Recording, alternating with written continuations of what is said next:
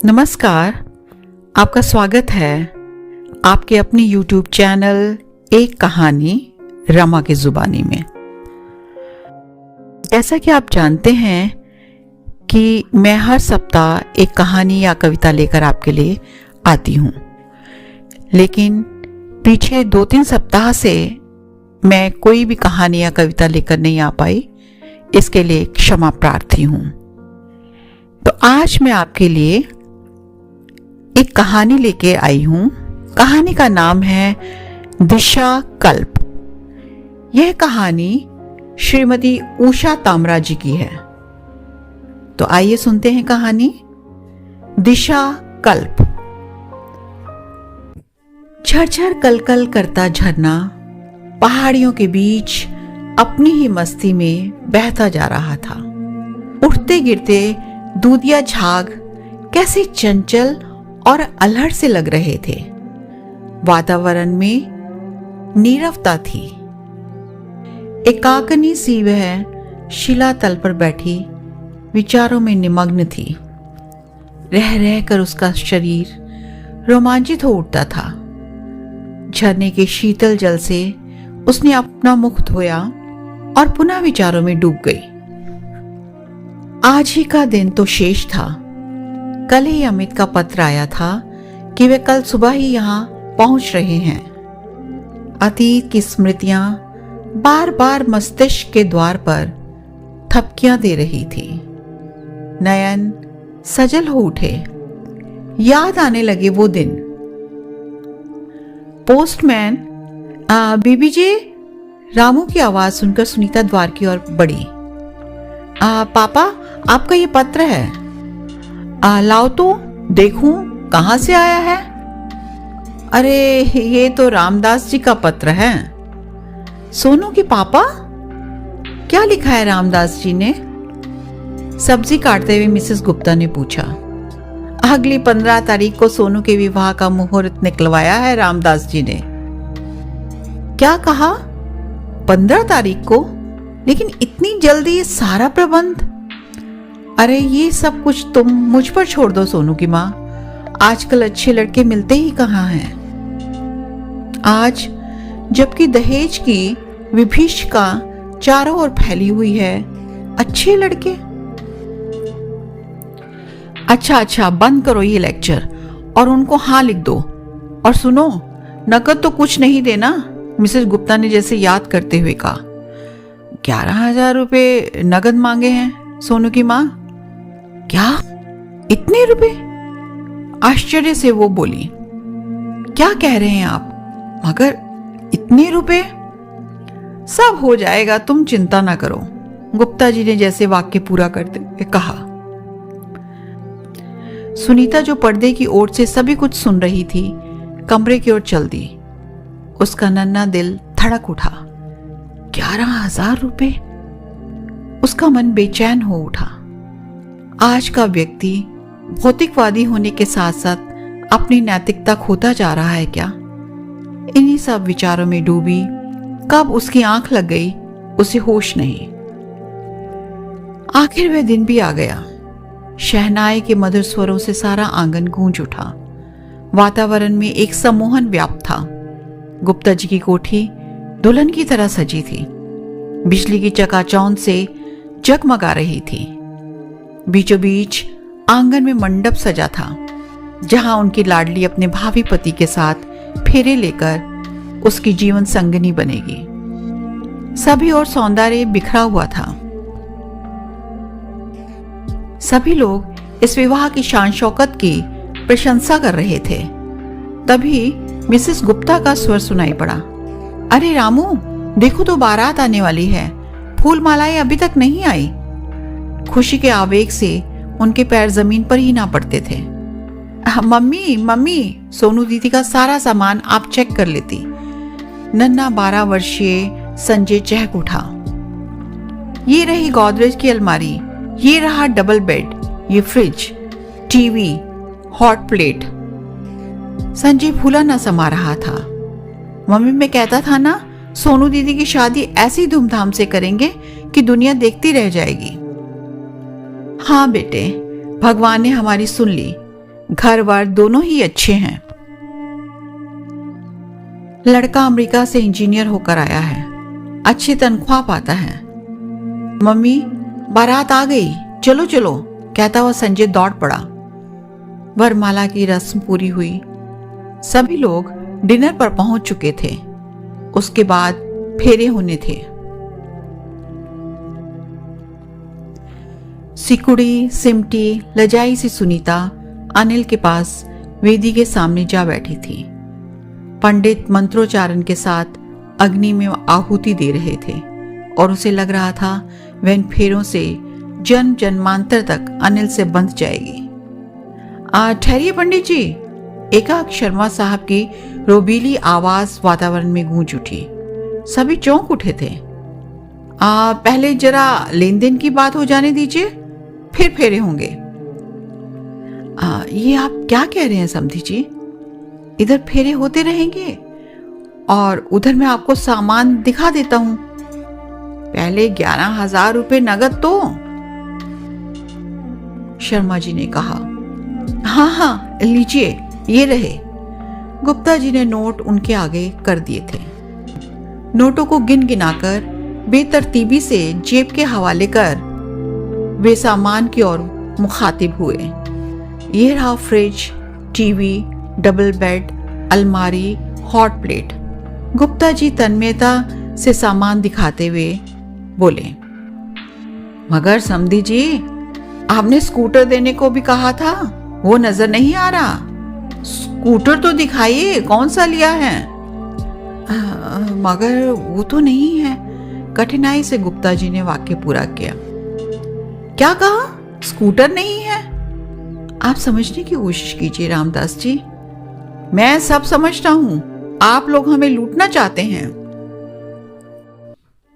मालूम है इसकी पढ़ाई पर कितना खर्चा आया है और विलायत जाने में कितना खर्चा लगा है। वो तो ठीक है, मगर इस वक्त तो स्कूटर का प्रबंध होना मुश्किल है। बाद में। क्या कहा? मुश्किल है? तो फिर कान खोलकर सुन लीजिए, गुप्ता जी की शादी होना भी मुश्किल है। गुप्ता जी के पैरों तले से जमीन खिसक गई। आंखों के आगे अंधेरा छाने लगा। यदि ये विवाह ना हुआ तो उनकी बनी बनाई सारी इज्जत मिट्टी में मिल जाएगी। और सोनू, उसका क्या होगा? उन्होंने स्वप्न में भी इस स्थिति की कल्पना नहीं की थी, मगर यहां तो पासा ही पलट गया था। जी कड़ा करके गुप्ता जी ने स्थिति को संभालते हुए कहा, सुनिए समधी जी, थोड़ा धीरज से काम लीजिए। यदि आपकी ऐसी ही इच्छा है तो बाद में उसका भी प्रबंध हो जाएगा। इत्मीनान रखिए। फेरों का कार्यक्रम तो संपन्न होने दीजिए। शुभ लग्न का समय बीता जा रहा है। जी नहीं, ये मेरी प्रेस्टीज का सवाल है। फेरे बाद में होंगे, जब तक कि स्कूटर नहीं आ जाता। बारातियों में खुसर फुसर होने लगी थी। सभी एक दूसरे की ओर आश्चर्य मिश्रित नजरों से देख रहे थे। कुछ तो ख्याल कीजिए शर्मा जी, मैं आपके पांव पड़ता हूं। आप तो बड़े नेक ख्यालों के आदमी हैं। तभी तो आपने अपने बेटे का अंतरजातीय विवाह अपनी इच्छा से स्वीकारा था। मेरी सुनीता का क्या होगा? रामदास जी, मेरी इज्जत यूं मिट्टी में ना मिलाइए। कहते कहते उसका गला रुंध गया था। मगर रामदास जी जैसे सब कुछ सुनकर भी कुछ नहीं सुन रहे थे। बारात जाने लगी थी। मिसेस गुप्ता ने सुना तो गश खाकर गिर पड़ी। धूमधाम से विवाह करने के सारे अरमान धराशायी हो चले थे। अनिल पिता के पीछे पीछे चल पड़ा था। रुक जाइए रामदास जी, रुक जाइए। ये विवाह मैंने कर्जा लेकर किया है, सिर्फ इसलिए कि मेरी बच्ची सुखी रहे। मैं एक पिता हूं, लड़की का पिता। कहां से लाऊं अब? और आगे का वाक्य आंसू में डूब गया था। सोनू के कपोलों पर भी अश्रु बह चले थे। उसने पिता को यूं फूट फूट कर रोते पहले कभी न दिखा था। वे अब और मूक बनी न रह सकी। साहस जैसे जवाब दे चुका था। टांगे कंपित थी। एकाएक दैवीय चमत्कार सा हुआ और संपूर्ण साहस जुटाकर महाकाली की भांति वे कड़क कर बोली, पापा, ये शादी अब नहीं होगी, हरगिज नहीं। अगर ये चाहें तो भी नहीं। आप क्यों इनके हाथों अपना सम्मान बेच रहे हैं पापा? दहेज ने इन्हें अंधा बना दिया है। प्लीज पापा, मुझे बलि का बकरा ना बनाइए। बेटी, ये क्या हो गया मेरी बच्ची? कहते हुए गुप्ता जी ने अपना दिल पकड़े पकड़े ही भूमि पर गिरकर तड़पने लगे। पापा पापा, सोनू रो पड़ी और देखते ही देखते गुप्ता जी ने दम तोड़ दिया। पापा, एक हृदय विदारक चीख फिजा में समा गई थी। मिसेस गुप्ता ने देखा, जिन्हें थोड़ा होश आ रहा था, वे पति के शव पर गिर पड़ी और फूट फूट कर रोने लगी। संजय भी रो रहा था। वातावरण बोझिल हो चला था। कुछ देर पहले जहां स्वर्ग की सी खुशियां थी, वहीं अब शमशान जैसे नीरवता छा गई थी। बारात जा चुकी थी। मंगल कलश गिर पड़े थे। बचे हुए लोग भय मिश्रित आंखों से यह हृदय विदारक दृश्य देख रहे थे। दहेज के इस दानव ने हरे भरे पूरे घर को निगल लिया था। किसी के भी आंसू थमने में ना आते थे। उसी समय एक कोमल, शिष्टतापूर्ण, अनुनय भरी आवाज सुनीता के कानों में पड़ी। सुनिए। अश्रुत पूरित नयन उठे और देखा, सामने एक सुंदर नौजवान खड़ा है, जिसका व्यक्तित्व काफी आकर्षक था। जो कुछ हो चुका उसे तो लौटाया नहीं जा सकता। आपके पापा इस दुनिया में नहीं रहे, इसका मुझे हार्दिक दुख है। सुनीता विस्फारित नेत्रों से अपलक उसे निहारती रही। चाह कर भी प्रत्युत्तर न दे सकी। वाणी जैसे मूक हो गई थी और होंठ जड़। यदि आप चाहें तो मैं आपकी मदद कर सकता हूं। इस पर पति के शव से लिपटी मिसेस गुप्ता ने ऊपर देखा। उनकी आंखों में एक सवाल था। क्या मदद कर सकते हैं आप हमारी? मैं अनिल का दोस्त हूं। मैं आगे का वाक्य बोल पाना मुश्किल हो रहा था। सामने ही एक शव पड़ा था।